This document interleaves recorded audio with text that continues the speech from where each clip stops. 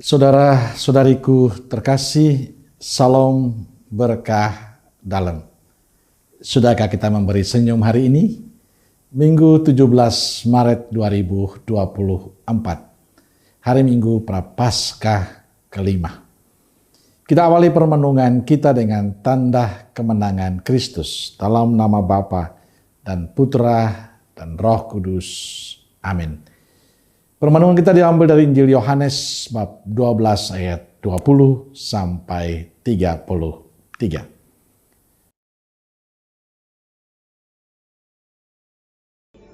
Di antara mereka yang berangkat untuk beribadah pada hari raya itu, terdapat beberapa orang Yunani. Orang-orang itu pergi kepada Filipus yang berasal dari Betsaida di Galilea, lalu berkata kepadanya, "Tuan, kami ingin bertemu dengan Yesus." Filipus pergi memberitahukannya kepada Andreas.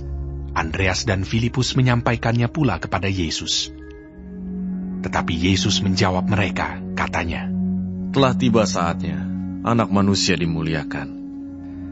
Aku berkata kepadamu, sesungguhnya jikalau biji gandum tidak jatuh ke dalam tanah dan mati, ia tetap satu biji saja.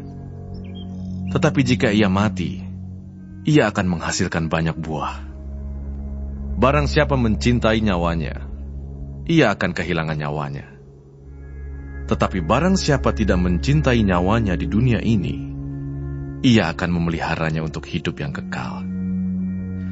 Barang siapa melayani aku, ia harus mengikut aku, dan di mana aku berada, di situ pun pelayanku akan berada. Barang siapa melayani aku, ia akan dihormati Bapa. Sekarang jiwaku terharu, dan apakah yang akan kukatakan? Bapa, selamatkanlah aku dari saat ini. Tidak, sebab untuk itulah aku datang ke dalam saat ini. Bapa, muliakanlah namamu."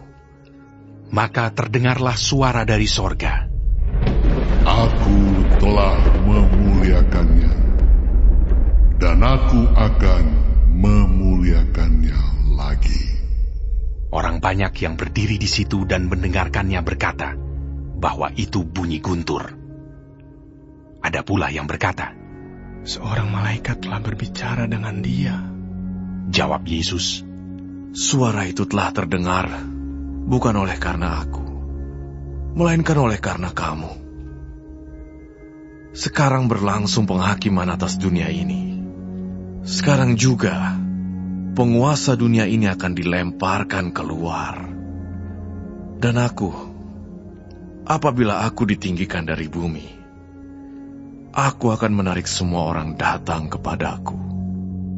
Ini dikatakannya untuk menyatakan bagaimana caranya ia akan mati. Sesungguhnya, jikalau biji gandum tidak jatuh ke tanah dan mati, ia tetap satu biji saja. Tetapi jika mati, ia akan menghasilkan banyak buah.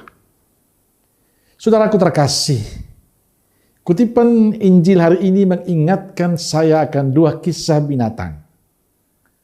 Pertama, seekor laba-laba jantan sesudah mengawini betinanya akan memberikan dirinya disengat oleh si laba-laba betina dan mati. Jasad laba-laba jantan itu akan menjadi makanan bagi anak laba-laba pada awal kehidupan mereka sesudah menetas. Demikian juga kita ingat kisah burung pelikan. Pada saat-saat sulit mendapatkan rejeki, induk pelikan sering merobek dadanya. Darah yang keluar dari dadanya itu dapat menjadi penyambung hidup bagi anak-anak pelikan di musim paceklik. Pesan dari dua cerita ini jelas. Adalah mustahil memperoleh sesuatu yang kita inginkan tanpa sebuah pengorbanan. Orang mesti berkorban sebelum mendapatkan sesuatu. Dua kisah ini menggambarkan kisah kita manusia. Manusia dapat bertumbuh dan berkembang karena ada pengorbanan orang lain. Entah itu ayah atau ibu, saudara atau yang lainnya. Secara pribadi saya bisa menjadi imam karena ada pengorbanan banyak orang yang menyisihkan rezekinya untuk pendidikan calon imam. Tanpa mereka, mungkin saya tidak seperti sekarang ini. Dan masih banyak kisah pengorbanan yang memberi inspirasi, yang memberi berkat bagi banyak orang. Kita juga mungkin mengalaminya. Saudaraku terkasih, ketika Yesus berbicara soal biji gandum yang jatuh dan mati untuk menghasilkan buah, sebenarnya Yesus berbicara tentang dirinya. Ia harus mengalami penderitaan, sengsara, disalibkan, mati, dan bangkit.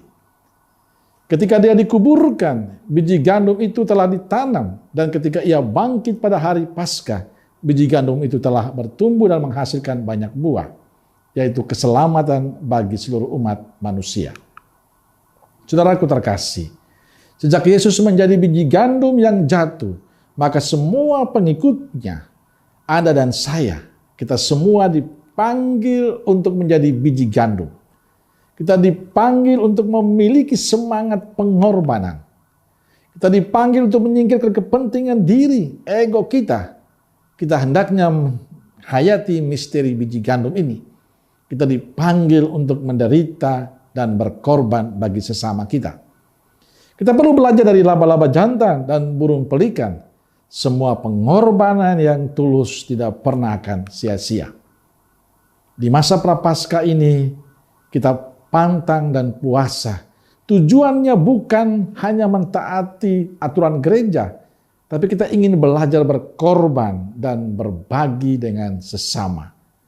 Pengorbanan yang tulus itu akan jadi berkat yang luar biasa bagi mereka. Pengorbanan yang tulus tidak pernah akan sia-sia. Pertanyaan besar untuk kita, beranikah kita untuk melakukan itu? Saya percaya pengorbanan kita, pemberian diri kita selalu membawa berkat untuk sesama yang lain. Maka dikala kita menjalani pantang dan puasa dengan baik dan benar dan mau mengorbankan apa yang seharusnya kita nikmati selama masa Prapaskah ini, yakinlah akan menjadi berkat bagi banyak orang. Semoga pengorbanan Yesus juga menjadi semangat untuk kita untuk belajar terus berkorban, karena dengan berkorban kita akan memetik sebuah sukacita dalam hidup. Amin. Semoga Allah yang Maha Kasih memberkati saudaraku sekalian, Bapa, Putra, dan Roh Kudus. Amin. Roh Kudus Nazaret, doakanlah kami. Amin. Berkah dalam